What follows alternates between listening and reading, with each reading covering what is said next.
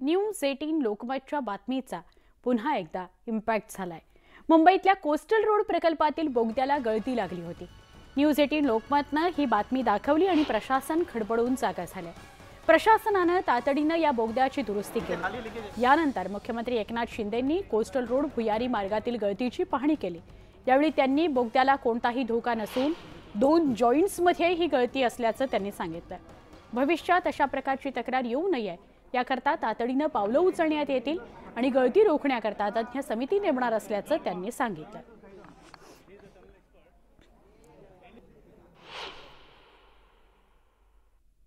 Structure आहे त्याला कुठलाही धोका नाही आहे। हा जॉइंट मध्ये जे आहे त्या जॉइंट मध्ये लिकेज आहे, जे आपण एक्सपान्शनचे जॉइंट आहे ते, आणि त्यामध्ये आपल्याला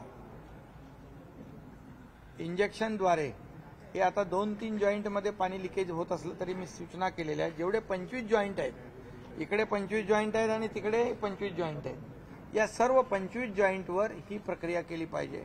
इंजेक्शनद्वारे पॉलिमर ग्राउटिंग हे केलं जाईल अशा प्रकारचं जॉन यांनी सांगितलेलं आहे। दुसरी आम्ही आपण 31 मे पर्यंत करणार होतो ना, 10 जून पर्यंत आपण कमिशनर सांगतायत, वरळीपर्यंत आपण दुसरी लाईन पण सुरू करू। नाही, आधी आणि मध्ये काय त्याच्याने काय फरक पडणार आहे? जे काय काम छोटं मोठं होतं ते तसंच ठेवून उद्घाटन करायचं, याला काय अर्थ होता का? पूर्ण काम झाल्यानंतर त्याचं उद्घाटन झालेलं आहे आणि त्यामुळे कुठल्याही कामाचं श्रेय घेण्याचा विषय नाही आहे। यामध्ये लोकांच्या